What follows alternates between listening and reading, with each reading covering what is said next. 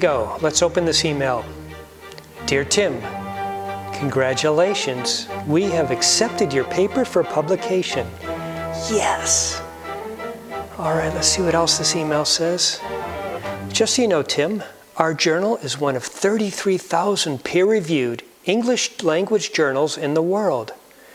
So whether anyone reads your paper, or really even finds your paper, is up to you.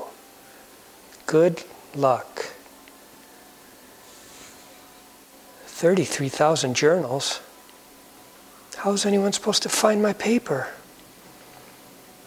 Oh, no problem. I forgot. I have my trusty communications toolkit right here. This will help me spread the word about my paper, and everyone will soon know about it. Wait a second, this feels kind of light.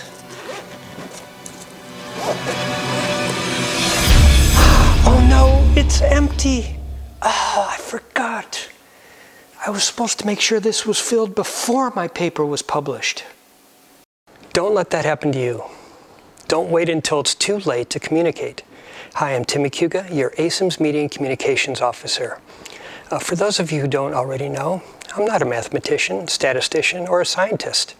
My background is TV news, and I worked in busy, loud newsroom environments for some 25 years. Being here on the 8th floor has really been a bit... Sorry, Tim, can you keep the noise down? We've had some complaints. Sorry about that. I'm told the life of a researcher can be very quiet and lonely sometimes. You're spending countless hours reading, researching, writing, coding. You may be trying to complete a PhD and probably trying to get a paper published. That's great. That's what you should be doing. But I'm guessing in this quiet environment, communicating your research may not seem like a big deal.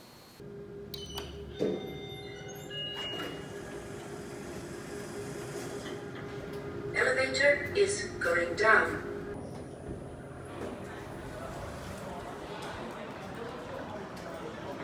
But in this environment, it does matter. There are 50,000 students here at QUT. 10,000 are HDR or postgraduate. You can imagine a lot of them are also trying to get papers published. Then think about this. Think about all the different universities around the world. That's a lot of people publishing papers. We're talking an estimated 3 million papers published a year. That's why it's so important to build your own communications toolkit. What should you fill it with? A great place to start is to have a LinkedIn profile and to make sure that that profile is up to date. Did you know that someone who searches your name on the internet, often the first thing that comes up is your LinkedIn profile? Also, 90% of recruiters use LinkedIn to find talent, often looking there before even placing an ad.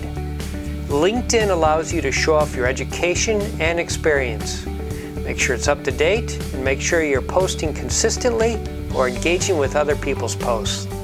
So yeah, I'm a big fan of LinkedIn. I think it's also a great place to come across job openings, job postings.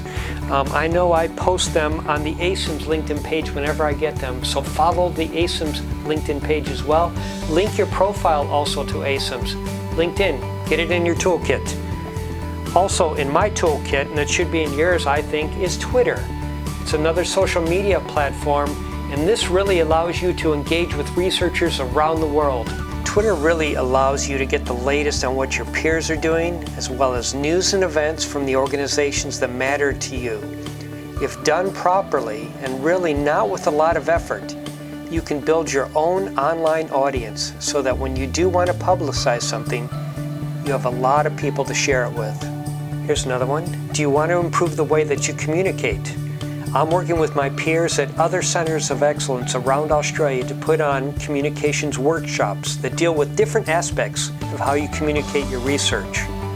After one of the workshops we ran, I received an email from an ACEMS PhD student who said they used something they had learned at the workshop at a conference. That person's supervisor was at the conference, noticed, and was impressed. These workshops deal with how to pitch your research, developing key messages, even working with the media. These are skills you'll want to have in your toolkit so that you're ready to share your research no matter who you're talking to. Here's one that I'm sure some of you have done, and that's speak at a conference or at a workshop. These are great opportunities to share your research to an audience of your peers or even a new type of audience who may not be aware of your type of research. I know it's been a challenging year because we haven't really had the opportunity to do that in person. Hopefully that will change in the near future. But in the meantime, look for these opportunities to communicate your research at a conference, even if it's online. Yes, here's one of my favorites, podcasts, and specifically the Random Sample, which is the ACEMS podcast.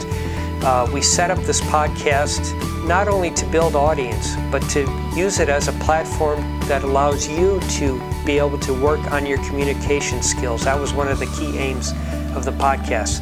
So what I'm saying is, I want you to take part in this podcast. I'm looking for ideas. I'm looking for hosts. I really want good, intelligent people to be able to ask good questions that I wouldn't think to ask because I'm not a mathematician or a statistician. So consider being a host. Also, do you have really interesting research that you think might appeal to a broader audience, a podcast audience? If so, we could turn it into a podcast episode. So please let me know.